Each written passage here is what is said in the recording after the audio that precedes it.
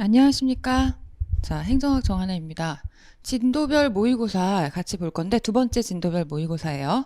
이번 범위에서도 제가 넣은 내용은 조금 기본적이고 꼭 알아야 되는 내용 위주로 문제를 냈습니다. 너무 지엽적인 걸 지금 단계에서부터 그렇게 깊게 팔 필요는 없다고 봐서 가장 중요한 것들 위주로 문제를 냈다고 보시면 됩니다. 자, 먼저 정책평가의 타당성 저해 요인입니다. 그리고 정책평가 방법에 대한 설명, 시험효과란 측정자의 측정 기준이나 측정 도구가 변화함으로써 발생하는 현상으로 내적 타당도의 저해 요인이다. 그랬는데 시험효과라는 건 측정자의 측정 기준, 측정 요소에 의한 오류 이렇게 볼 수가 있겠죠. 시험효과는 뭐예요? 실험 대상자가 시험에 계속 익숙해지면서 테스트에 계속 익숙해지면서 결과가 왜곡되는 현상을 얘기하는 거죠. 옳지 않습니다. 1번이 옳지 않고요. 그 다음에 2번 선발 요인은 내적 타당성 저해 요인 중에 외재적 요인에 해당하죠. 내적 타당성 저해 요인 중에서 외재적 요인 또 한 가지 있죠. 선발 요인이고, 다음 실험 집단과 통제 집단의 무작위 배정을 통해서 제거할 수 있다 이랬는데, 이것이 실험 집단과 통제 집단의 무작위 배정을 통해서 대표성을 높일 수 있기 때문에 선발 요인은 뭐죠? 뽑을 때부터 대표성이 확보가 되지 않은 경우를 얘기를 하죠. 그러니까 양쪽 집단의 선발 요인은 실험 집단과 통제 집단 간의 동질성이 확보되지 않아서 생기는 문제죠. 그런데 우리 무작위 배정을 통해서 실험 집단과 통제 집단의 동질성을 확보할 수 있죠. 그렇기 때문에 맞습니다. 진실험은 내적 타당도는 높으나 외적 타당성이 저해될 수가 있죠. 왜 그렇죠? 일단은 통제된 상황에서 실험을 하기 때문에 다른 외부 요인이 개입될 요지가 적어서 내적 타당도는 높아진다. 하지만 오히려 그러다 보니까 일반적인 환경에, 실험실을 벗어난 일반적인 환경에 적용하기는 어렵다. 외적 타당성이 저해된다라는 것이고, 자, 비실험은요, 비용 문제나 윤리적 문제로 어려움을 겪을 가능성이 낮은 이유는 실제로 실험을 하는 게 아니라 통계 자료나 이런 것들을 이용하는 방식이기 때문에 가장 문제가 적다라고 볼 수가 있겠죠. 자, 그 다음 행정개혁에 대한 설명입니다. 행정개혁, 직권화, 분권화의 확대, 조직발전 기법의 사용 등은 행정개혁의 구조적 접근 방법에 해당한다. 그랬는데 일단은 직권화, 분권화의 확대, 집권이냐 분권이냐를 선택하는 거, 구조를 바꾸는 거 맞죠? 조직발전 기법 사용. 이걸 잘 보셔야 되는데 조직발전 기법 이거 같은 경우에는 어떤 구성원의 행태를 변화시키는 그런 기법이잖아요. 얘는 행태적 접근 방법에 해당한다 이렇게 봐야 되겠죠? 옳지 않고요. 자, 그리고 행정개혁은 동태성 갖고 있죠. 목표 지향성 갖고 있죠. 단절성이 아니라 연속적으로 이루어져야 되죠. 어느 순간 멈추면 안 되고 지속적으로 일어나야 된다라는 점에서 단절성이 아니라 연속성, 지속성을 특징으로 한다라고 봐야 되겠죠. 크고 작은 저항을 야기하는 것은 맞죠. 내부자가 행정개혁을 주도할 경우 종합적인 개혁이 가능하다? 그랬는데 내부자가 행정개혁을 할 때는 보수적인 변화가 일어난다라고 했죠.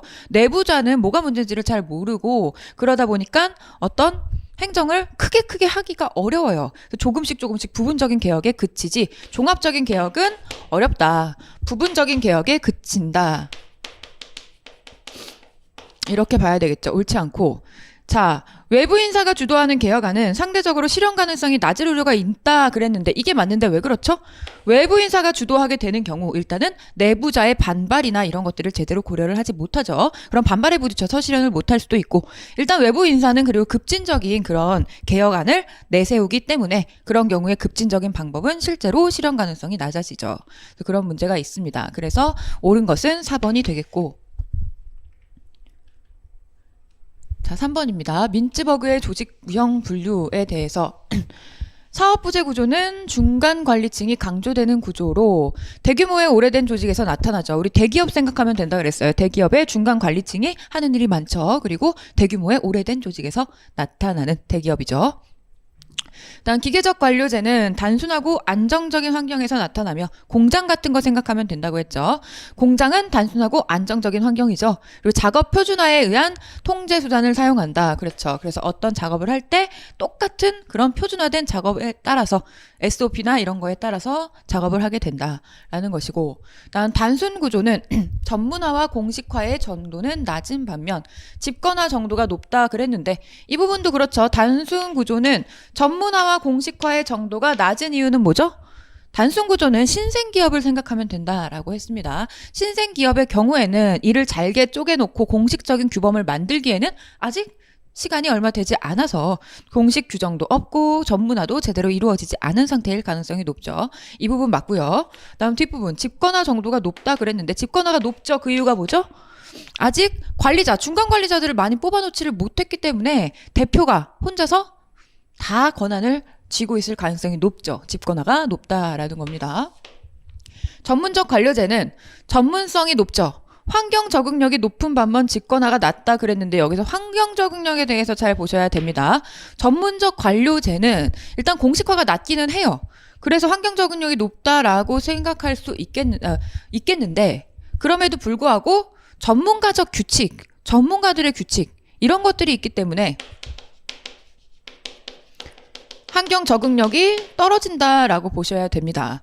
일단 전문성 높은 거 맞고요. 그 다음에 집권화가 낮다 이 부분도 맞죠. 우리 전문적 관료제는 수평적, 수직적 분권이 둘 다 높다. 집권이 수평적, 수직적 집권이 둘 다 낮다. 이렇게 볼 수 있으니까요. 다 맞는데 이 부분이 옳지 않습니다. 그래서 옳지 않은 것은 3번이고요. 자, 다음 4번입니다. 다음 중 조직구조에 대한 설명으로 옳은 것만을 모두 고른 것은인데 사업구조는 기능 간 중복으로 인한 비효율성이 나타날 수 있다 그랬는데 냉장고, 세탁기, 에어컨 각각의 회계부 직원이 한 명씩 다 있고 얘네들 중복이죠. 중복이 생기니까 비효율성이 나타나는 거 맞죠. 사업구조 하면 중복, 비효율 기억하시고 네트워크 구조는 IT의 확산으로 등장했죠. 기능구조와 사업구조를 결합한 구조이다. 기능구조와 사업구조를 결합한 구조는 네트워크 구조가 아니라 매트릭스 구조라고 봐야 되겠고 통솔 범위가 넓은 조직은 일반적으로 저층 구조를 갖는다 그랬는데 통솔 범위가 넓다라고 한다면 한 사람이 여러 명을 통솔할 수 있다라는 거죠. 그럼 중간 관리자가 필요하지 않으니까 계층이 줄어들겠죠. 저층 구조를 갖게 됩니다. 그리고 조직의 규모가 커짐에 따라 조직의 분권화가 촉진될 것이다. 우리 앞에서 봤듯이 신생 조직 같은 경우에는 인원수가 많지가 않으니까 분권을 할 수가 없어요. 분권을 할 인원이 없거든요. 그런데 조직의 규모가 커지면 한 사람이 모든 사람들을 다 통솔할 수가 없기 때문에 권한을 나눠줘야 되죠. 분권화가 촉진됩니다. 자, 일상적 기술일수록 분화의 필요성이 높아져서 조직의 복잡성이 높아진다. 일상적 기술은 쉬운 기술이죠. 쉬운 기술이기 때문에 분화의 필요성이 낮다라고 볼 수 있겠죠. 그러다 보니까 조직의 복잡성은 높아지는 것이 아니라 낮아진다. 이렇게 봐야 됩니다. 기역, 디귿, 니을이 맞는 표현이고 2번이 답이 되겠네요. 자, 매트릭스 조직의 특성입니다. 기능부서의 신속한 대응성과 사업부조의 전문성을 동시에 충족한다 그랬는데 기능 부서가요. 회계부는 회계부끼리 계속 회계부에 모아져 있기 때문에 전문성이 높아지죠. 이렇게 연결이 되고요. 그 다음 사업부서는 신속한 대응성이 되죠. 왜 그렇죠? 각 부서가 자기 완결적인 구조로 되어 있기 때문에 무슨 문제가 생겼을 때 바로바로 소통이 가능하기 때문에 신속한 대응성이 있는 것이죠. 이렇게 연결이 돼야 되는데 연결이 잘못됐네요. 옳지 않습니다. 다음 조직 구성원들을 부서 간에 공유할 수 있죠. 매트릭스 조직의 장점은 공유하기 때문에 자원 활용의 효율성이 제고된다. 이게 매트릭스 조직의 장점이라고 볼 수 있겠죠. 자, 신속한 결정이 이루어지죠. 짐으로 이랬는데 매트릭스 조직이 신속한 결정이 안 이루어집니다. 그 이유가 뭐죠? 잦은 대면 회의 때문이죠. 잦은 대면 회의 때문에 신속한 결정이 이루어지기 어렵다라는 것이고 환경이 복잡하고 불확실할 때 적합하다. 이 부분은 맞습니다. 그런데 어쨌든 신속한 결정이 이루어지지는 않죠. 다음 권한과 책임이 명확하고 이 부분 문제가 있죠. 뭐예요? 권한과 책임이 불명확하다. 왜? 기능부서의 상관과 사업부서의 상관의 명령이 겹칠 때 둘의 권한과 책임이 겹칠 때 이런 부분에서 권한과 책임이 명확하지 않다라는 부분이고 기능부서와 사업부서 간에 갈등 조정이 원활하다 그랬는데 갈등 조절은 잘 될 수도 있죠. 하지만 충돌할 가능성도 물론 있습니다. 자, 그리고 6번입니다. 자, 우리나라의 책임운영기관, 공공기관에 대한 설명입니다. 책임운영기관은 공기업과 달리 공법인이 아니죠. 정부기관에 해당하죠.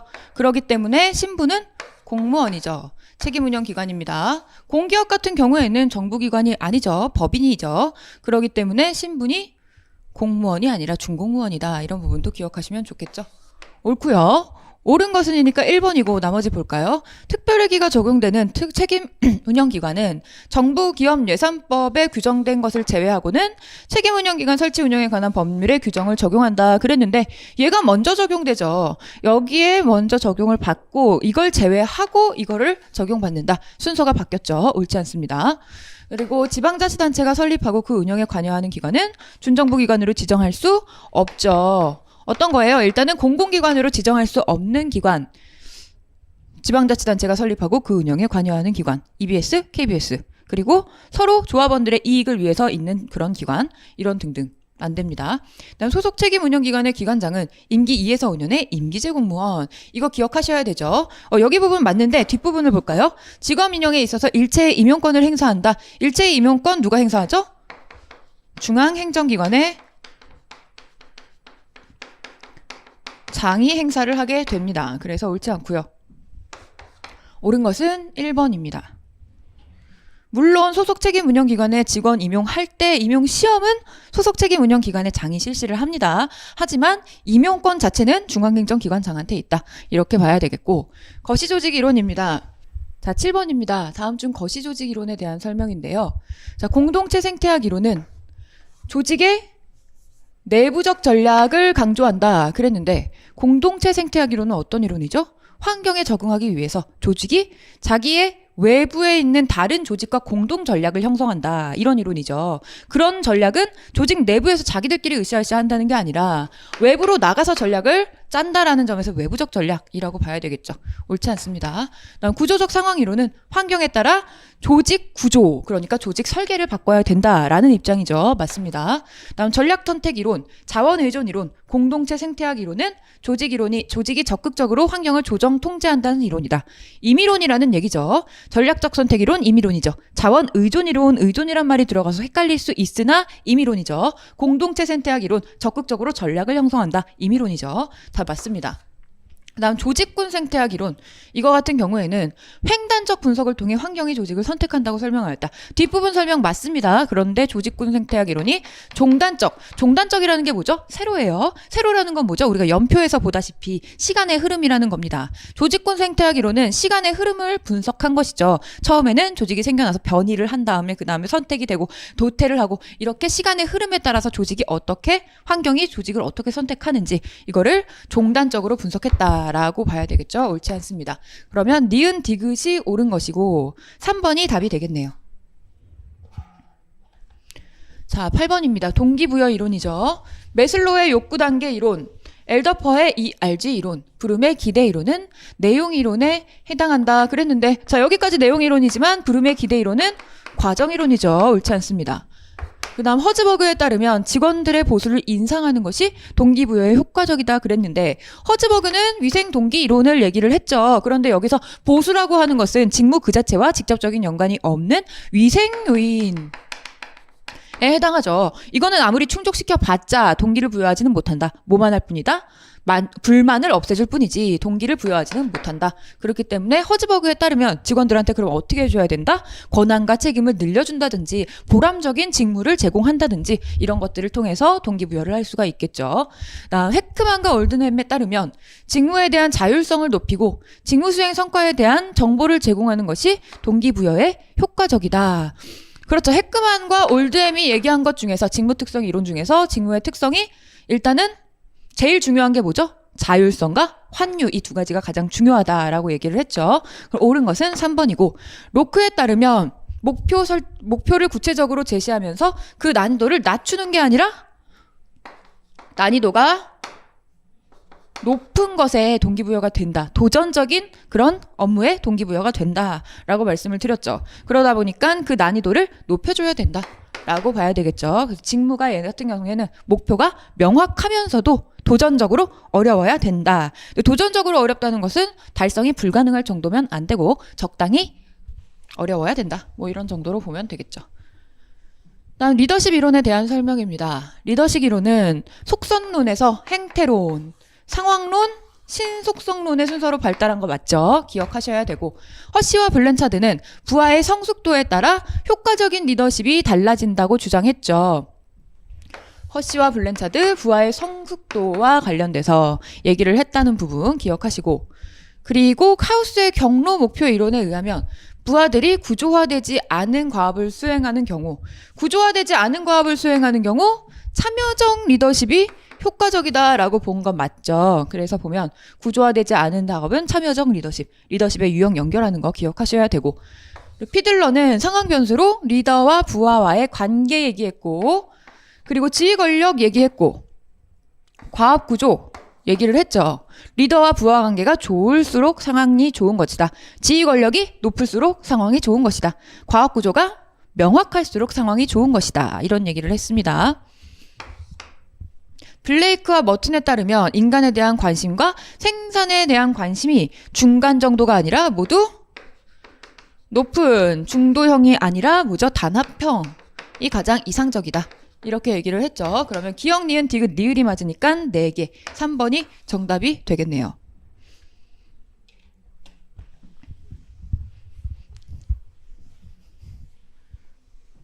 자, 조직의 성과관리에 대한 설명입니다. 목표관리제는 팀의 성과평가를, TQM은 개인의 성과평가를 각각 강조한다? 반대로 가야 되죠. 목표관리제 어때요? 구성원 한 명 한 명 다 자기 목표를 제시를 합니다. 그런 걸 보면 그 자기가 개인적으로 내세운 그 개인 목표를 달성했는지를 보는 게 MBO거든요. 그러다 보니까 개인의 성과평가를 하는 게 MBO. 반면 총체적 품질 관리는 팀 차원의 그런 보상이 주어진다. 팀 차원의 평가가 이루어진다라는 것이죠. 옳지 않고요. 다음 MBO에 비해서 TQM은 산출보다 과정을 더 중시한다 그랬는데 이 부분이 맞죠. 목표관리제는 그 목표를 이루었느냐라고 하는 산출을 더 강조하죠. 그런데 총체적 품질관리 같은 경우에는 과정에서 우리 고객들의 참여를 충분히 보장을 했느냐라고 하는 그런 과정 부분에 더 중점을 두게 되죠. 그래서 옳은 것은 2번이고, 다음 TQM에서 품질 관리는 예방적이고 사전적인 성격이며 관리자와 전문가에 의해서 결정된다. 예방적이고 사전적인 성격 맞습니다. 근데 관리자와 전문가에 의해 결정되는 것이 아니라 누구에 의해 결정된다? 질은 최종적으로 누가? 고객이 결정한다. 이런 부분이었죠. 옳지 않습니다. 그리고 공행정의 경우 BSC의 4가지 관점 중 내부 프로세스의 관점이 가장 강조되는 것이 아니라 고객 관점이 가장 강조된다. 물론 모든 관점을 균형적으로 다 중시해야 되지만 그 중에서도 고객 관점이 가장 강조된다. 이렇게 봐야 되겠죠. 자, 인사행정 제도에 대한 설명입니다. 역관주의는 개인이 갖고 있는 능력에는 차이가 있음을 인정하는 인간의 상대적 평등주의를 신봉한다. 그랬는데 역관주의가 왜 아무나 공무원으로 날 도와주기만 한 사람을 공무원으로 그냥 뽑는 줄 아세요? 실적주의는요. 이 사람이 실력이 있는지 없는지를 보잖아요. 그러고서 뽑는데 역관주의는 실력이 있는지 없는지를 안 보고 충성도만 있으면 뽑는단 말이죠. 왜 그러는 거예요? 개인이 갖고 있는 능력에는 차이가 없을 거야. 인간이 다 똑같지 뭐. 라고 생각하기 때문에 그러는 겁니다. 그래서 옳지 않습니다. 역관주의는 개인이 가지고 있는 능력에는 차이가 있음을 인정하는 인간의 상대적 평등주의를 반대하고 모든 인간이 다 똑같다라고 생각을 하기 때문에 역관주의가 있는 겁니다. 그리고 실적주의는 정부 관료제의 대표성 증진에 기여한다. 그랬는데 저기서 대표성이라고 하는 것은 우리 실제로 사회에 있는 비율만큼이 공무원이 되냐, 사회에 있는 집단의 비율만큼이 공무원이 되냐라는 것인데 실적주의 그런가요? 그렇지 않죠. 실적주의 같은 경우에는 일단은 교육을 잘 받은 사람들이 공무원이 될 가능성이 높아지기 때문에 사회적 약자나 이런 사람들은 대표할 수가 없다. 대표성이 증진되지 못한다. 대표성 증진에 기여하려면 대표 관료제로 가야 되겠죠. 자, 역관주의의 확립은 행정의 전문화에 도움이 된다. 그랬는데 역관주의는 일단은 아까도 여기서 얘기했듯이 실력 없어도 돼. 누구나 공무원이 될 수 있어. 라고 생각하다 보니까 실력 없는 사람이 공무원이 되면 전문화를 떨어뜨린다. 라는 것이고 또한 정권이 바뀔 때마다 공무원이 계속 바뀌기 때문에 전문성이 더더욱 생기기가 어렵다라는 것이죠. 그리고 대표 관료제는 내부 통제를 강화하죠. 내부 통제를 강화한다라는 것은 조직 외부에 있는 일반 국민들의 일부가 공무원 내부로 들어와서 소수 집단을 대표하면서 통제를 하게 되니까 내부 통제가 강화되죠. 그리고 실적주의와 상충이 됩니다. 그렇죠. 뭐예요? 실력이 없더라도 사회적 약자라는 이유로 선발이 될 수가 있다. 공무원이 될 수가 있다. 이런 부분에서 실적주의와 상충이 된다라는 것이고 전문성을 저해하는 경향도 그렇기 때문에 나타나는 것이죠. 다소 실력이 떨어지는 성적이 낮은 사람을 관료로 뽑게 되기 때문에 전문성을 저해할 수 있겠죠. 가장 옳은 것은 4번입니다. 자, 현행 공무원 제도에 대한 설명입니다. 자, 직위의 경쟁을 촉진하며 부처 이기주의를 타파하는 효과가 있다. 일단은 고위공무원단 제도의 특징 중에 제일 중요한 거 경쟁이죠. 그리고 부처 이기주의를 타파하는 이유는 또 뭐죠? 부처 간의 이동성, 뭐 이런 거, 교류, 이런 것들을 하기 때문에 인사교류 같은 걸 하게 되죠. 그러면서 부처 이기주의를 타파하는 효과가 있죠. 이 두 가지. 고위공무원단 제도의 중요한 특징, 경쟁과 이동성, 성과평가, 이 세 가지 꼭 기억을 해두세요. 그리고 연공서열에 의한 인사관리를 개혁하여, 이게 성과평가죠. 연공서열에 의한 인사관리는 성과가 반영이 안 된다라는 것이죠. 그래서 성과에 의한 인사관리로 변화됐죠. 방금 말씀드렸고요. 공무원의 정체성과 응집력 제고에 기여한다. 이 부분은 잘 기억을 하셔야 되는 게 정체성과 응집력, 고위공무원단 제도의 또 특징이 뭐냐? 연공서열에 의해서 승진을 하게 되면 그리고 철법통이 보장이 되면 열심히 일을 안 한다라는 거예요. 그러면 신분 보장을 약화한다라는 특징이 있거든요. 자, 그러면 신분 보장이 약화되면 정체성과 응집력은 떨어진다라고 봐야 되겠죠. 그리고 또 신분 보장이 약화되는 것뿐만 아니라 개방형 임용을 하고 있어요. 개방형 임용을 해서 외부 인사들이 자꾸 들어오게 되면 정체성과 응집력은 더 떨어지겠죠. 이런 것들 보시면 정체성과 응집력은 떨어진다라고 봐야 되겠죠. 그래서 옳지 않은 것은 3번이고, 자, 후보자 교육과정을 이수하고 역량평가까지 통과를 해야죠. 그리고 대통령이 임명하는 것도 기억해 두시기 바랍니다. 자, 후보자 교육과정, 그 다음에 역량평가, 그리고 최종적으로 대통령 임명까지 기억하시고 13번으로 가시면 공직 분류에 대한 설명입니다. 직위분류제는 직위 간의 권한과 책임의 한계가 명확하죠. 각 직위가 업무에 따라서 나누어진 것이기 때문에 권한과 책임의 한계가 명확합니다. 근데 인력자원을 탄력적으로 운영할 수 없죠. 너무 명확하게 그 업무만 하는 사람을 뽑아놨기 때문에 다른 데다가 투입을 시키기가 어렵다. 탄력성이 떨어진다. 맞죠? 계급제는 일반 행정가 양성에 유리하죠. 일반 행정가와 관련이 되어 있습니다. 그렇지만 공직의 경직화를 야기할 수 있다. 그랬는데 이 공직의 경직화를 야기할 수 있죠. 일단은 신분이 보장되고 이런 부분에서 공직이 좀 경직되는 그런 경향이 있을 수가 있습니다. 여기서 인력 자원의 탄력적 운영이랑 공직의 경직화랑 조금 구분을 하셔야 됩니다.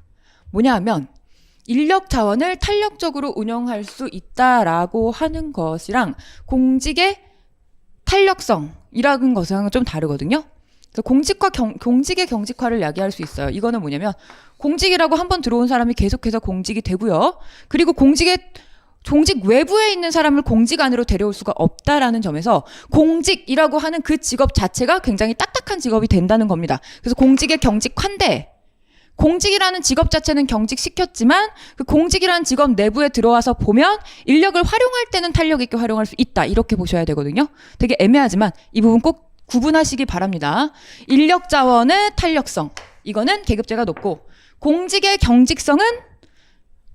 탄력성은 직위분류제가 높다. 이렇게 보셔야 되는 겁니다.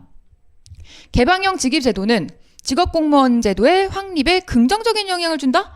직업공무원 제도의 확립은 일단은 폐쇄형 임용을 기본으로 하고 있죠. 신분 보장이 되려면 개방형으로 해서는 신분 보장이 어렵죠. 계속 새로 들어오는 사람들이 있는데 거기에 밀려날 수가 있거든요. 폐쇄형 직위제도는 내부 승진 기회를 제약시킵니까? 폐쇄형이면 외부의 낙하산들이 내 자리를 뺏을 가능성이 낮아지기 때문에 내부 승진 기회를 높인다. 그럼 재직자의 사기가 높아진다. 이렇게 봐야 되겠죠. 옳지 않습니다. 그럼 기역 니은이 옳은 것이고 1번이 답이 됩니다. 공무원의 교육훈련에 대한 설명. 감수성 훈련은 어떤 사례를 그대로 연기하고 벌써 연기라는 얘기가 나오니까 감수성 훈련이 아니라 역할 연기에 대한 설명이 되겠죠. 액션러닝은 소규모로 구성된 한 집단이 기업이 직면하고 있는 실질적인 문제를 해결하는 과정에서 학습이 이루어진다. 그랬는데 액션러닝은 소규모로 구성된 집단이 문제를 해결하는 학습 맞죠? 액션러닝 맞습니다. 옳지 않은 것은 1번이고 맞습니다. 액션러닝. 사례 연구는 선정된 특수한 사례를 연구하는 거 맞죠? 그리고 그에 대해서 토의하는 거 맞죠? 그리고 사례 연구는 전문가가 참석한다라는 부분도 기억하시기 바랍니다. OJT 방식의 훈련의 경우 실무에서 학습의 전이가 용이하다. 그렇죠. 온더잡 트레이닝 같은 경우에는 실제 환경에서 실제 업무를 수행하면서 배우기 때문에 바로바로 실제 업무에 적용이 가능하다라는 것이죠. 전이라는 게 그거죠. 바로바로 적용한다라는 건데 적용이 빠르게 가능해지겠죠. 옳지 않은 것은 1번이고 16번의 근무성적 평정의 방법입니다. 산출기록법은 도표식 평정척도법의 주관성을 보완할 수 있죠. 왜 그렇죠? 산출이라고 하는 객관적인 자료를 가지고 판단을 하기 때문에 주관성을 보완할 수 있지만 업무의 성질이 질적인 경우에는 객관적인 산출을 내기가 어렵기 때문에 적용이 곤란해지죠. 다 맞는 설명이고요. 목표관리법 MBO는 근접 오류를 방지할 수 있죠. 왜 지금 현재 어떤 거를 잘했느냐 이런 것들을 생각하는 게 아니라 전체적인 목표를 결론적으로 달성했느냐를 보기 때문에 시간적 오류를 방지할 수 있죠. 그다음 결과에만 치중할 우려가 있죠. 그렇죠. 왜 그래요? 목표를 달성하기 위해서 목표에만 집착을 하게 되면서 문제가 생길 수가 있습니다. 그다음 점수법은 신뢰도와 타당도가 높아 평가 결과를 수용하기가 용이하며 그렇죠. 점수법은요. 점수로 나타내기 때문에 신뢰도 타당도가 높고요. 사람들이 잘 수용을 합니다. 그리고 일반적으로 가장 많이 활용되는 상대평가 방법이 아니라 절대평가 방법이다 라고 봐야 되기 때문에 옳지 않습니다. 앞부분은 맞습니다. 행태기준척도법은 행태관찰척도법의 상호 배타성을 극복하고자 개발된 것이 아니라 이거 두 개를 순서를 바꿔보셔야 되겠죠. 관찰척도법이 행태기준척도법의 상호배타성을 극복하고자 한 것이죠.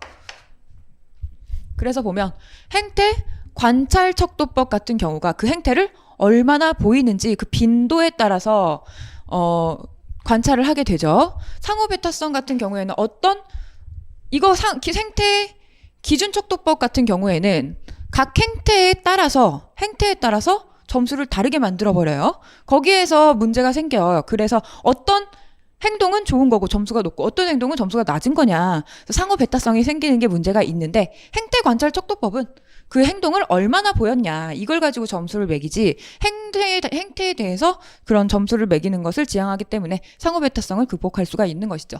그럼 옳은 것은 기역 니은 1번이 답이라고 할 수 있겠네요. 자, 소청심사 제도에 대한 설명. 공무원의 권익보호를 위한 제도죠. 소청심사위원회의 결정은 구속력이 있죠. 이 부분 우리 고충심사랑 구분을 하셔야 됩니다. 고충심사는 구속력 없지만 소청심사는 구속력 있습니다. 국회와 법원, 헌재, 선관위는 별도의 소청심사위원회가 있다. 그렇죠. 국회, 법원, 헌재, 선관위 별도의 소청심사위원회를 두고 있습니다. 그리고 군평 결과에 대해서는 소청심사를 청구할 수 있으며 금평 결과에 대해서는 소청심사를 청구할 수 없죠. 그래서 틀린 것은 3번입니다. 청구할 수 없으며 행정소송을 제기하기 위해는 소청심사를 거쳐야 된다. 이 뒷부분은 맞습니다. 행정소송의 전심 절차로 꼭 소청심사를 거쳐야만 합니다. 이 뒷부분은 맞는데 금평 결과는 할 수가 없고 징계라든지 휴직이라든지 뭐 이런 것에 대해서 소청심사를 청구할 수 있는 것이죠. 그래서 금평 결과나 승진 이런 데는 적용 안 됩니다. 소청심사위원회 상임위원회 임기는 3년이고 연임 가능. 이거 암기해 두셔야 되겠죠. 그래서 옳지 않은 것은 3번입니다. 자, 공직자윤리법의 내용입니다. 공직자윤리법에 따르면 지방의회 의원도 외국 정부로부터 받은 선물에 신고 의무가 있다. 저 선물 신고 의무는 지방의회 의원한테도 있다. 기억하셔야 되겠고, 그리고 공직자윤리법에 재산 등록 및 재산 공개, 퇴직 공무원의 취업 제한, 내부 고발자 보호 제도가 규정되어 있다. 그랬는데, 그렇죠. 재산 등록, 재산 공개 규정되어 있죠. 퇴직 공무원의 취업 제한도 여기에 규정되어 있습니다. 그런데 내부 고발자 보호 제도 이거는 뭐죠? 부패 방지법에 규정되어 있습니다. 그래서 옳지 않고요. 그리고 영리행위 및 금지행위는 겸직 금지 의무는 국가공무원법에 규정되어 있습니다. 영리행위 금지, 겸직 금지의 의무 이런 것들은 국가공무원법이죠. 취업심사 대상자는 관할 공직자윤리위원회의 승인을 받지 않고서는 취업 제한 기간에 퇴직일로부터 3년간 취업할 수 없다 그랬는데 이 부분에서 3년 기억하셔야 되죠. 그래서 퇴직일 전에 2년 동안 몸담았던 2년 동안 처리했던 업무와 밀접한 관련이 있는 기관 이런 데에 3년간 취업할 수 없는 것이죠. 그런데 취업할 수 있는 경우는 뭐죠? 공직자윤리위원회의 승인을 받으면 취업할 수 있다도 기억해 두시기 바랍니다. 옳은 것은 3개가 되겠네요. 3번입니다.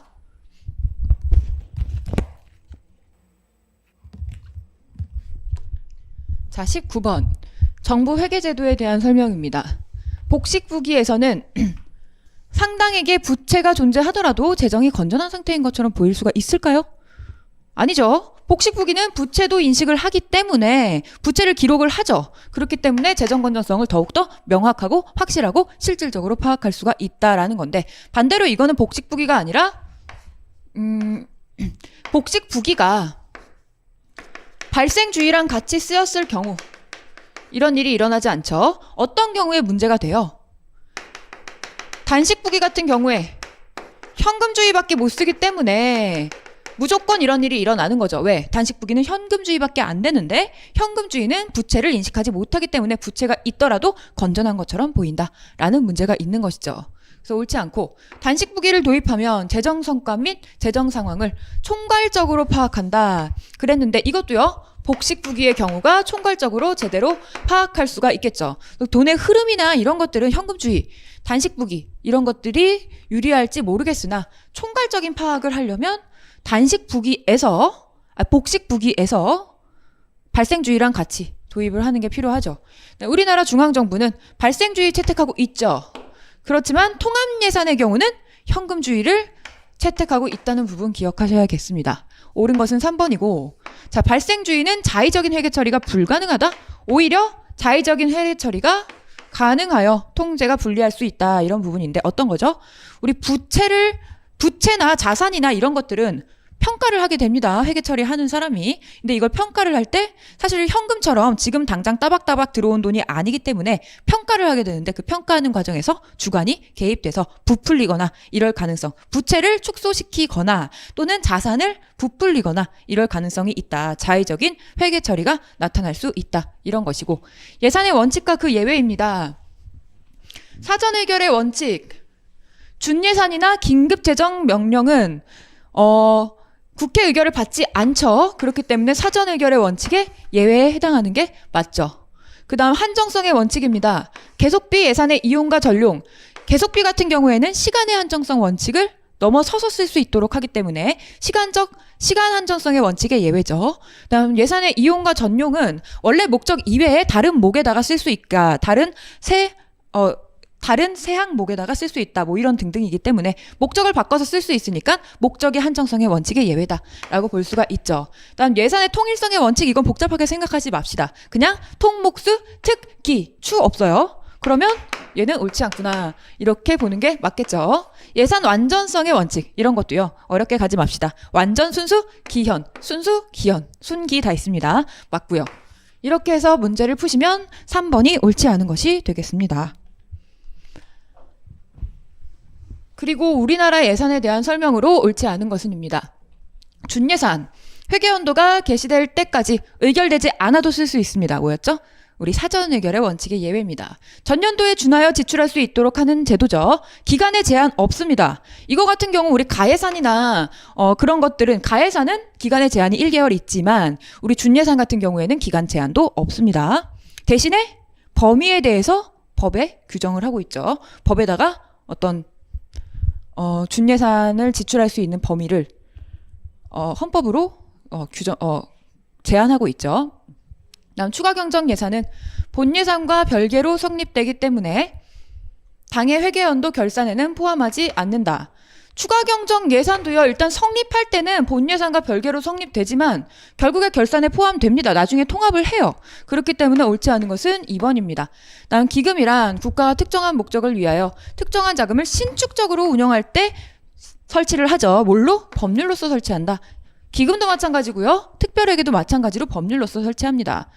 그리고 기금은요. 예산에 비해서 운영의 자율성과 탄력성이 높지만 예산과 마찬가지로 기금 운영 계획은 국회의 승인을 받아야 한다. 꼭 기억해 두시기 바랍니다. 이거 우리가 기금이요. 자율성과 탄력성이 높다라고 해서 국회 승인을 받지 않아도 된다. 이렇게 함정 문제 잘 나오거든요. 생각해 보시면 기금도 마찬가지로 국회 승인 받아야 한다. 이 부분 꼭 기억해 두시기 바랍니다. 옳지 않은 것은 2번입니다. 자, 22번입니다. 예산제도의 유형에 대한 설명이요. 자, 1번. 성과주의 예산제도는 예산 집행에 대한 회계 책임을 명백히 하나요? 회계 책임을 명백히 하는 경우는 통제 중심적인 뭐예요?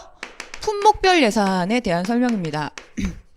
성과주의 예산제도 같은 경우에는 사업을 중심으로 예산이 편성이 되기 때문에 이에 대해서 회계 책임이 누구한테 있는지 이런 것들이 명확하지도 않고 경비 사용을 통제하는 부분 이런 것들이 아닙니다. 다음 계획예산제도는 상향식 예산 접근으로 여기서 보면 우리 대부분 상향식 우리 보면 다 상향식입니다. 성과주의도 그렇고 그리고 우리 품목별도 그렇고요. 그리고 특히나 연기준 예산 같은 경우는 더더욱 그렇습니다. 그런데 계획예산 제도는 그 와중에 하향식이죠. 하향식 예산 접근으로 굉장히 엘리트주의적이라고 말씀을 드렸죠. 재정민주주의의 실현에 적합한 장점이 있다. 그렇지 않습니다. 하향식입니다. 재정민주주의의 실현에 적합한 거는 뭐죠? 성과주의 예산 제도. 이런 것들이 왜 그렇죠? 편하니까 보기가 누가 봐도 어디다가 돈 썼는지 너무 명확하고 어렵지가 않죠. 그렇기 때문에 재정민주주의 실현에 적합하다라고 봐야 되겠죠. 연기준 예산제도의 도입 취지는 불료불급한 지출을 억제하는 데 있죠. 감축관리를 지향하는 데 있죠. 이게 왜 그렇죠. 불필요한 지출을 억제하고 감축관리를 지향하죠. 그래서 3번이 답이 되겠네요. 나머지 볼까요? 품목별 예산제도는 전체 사업에 대한 정보를 이해하기 용이하다. 그렇지가 않은 이유가 뭐죠? 품목별 예산제도는 각각의 항목에 따라서 어디다 돈 썼는지 이걸 보는데 그 어디다 돈 썼는지 그 항목이 그 품목이 어떤 사업에 쓰였는지 그것까지는 알 수가 없다라는 거죠. 그래서 전체 사업에 대한 정보를 이해하기가 어렵다. 이렇게 봐야 되겠죠. 3번이 정답입니다.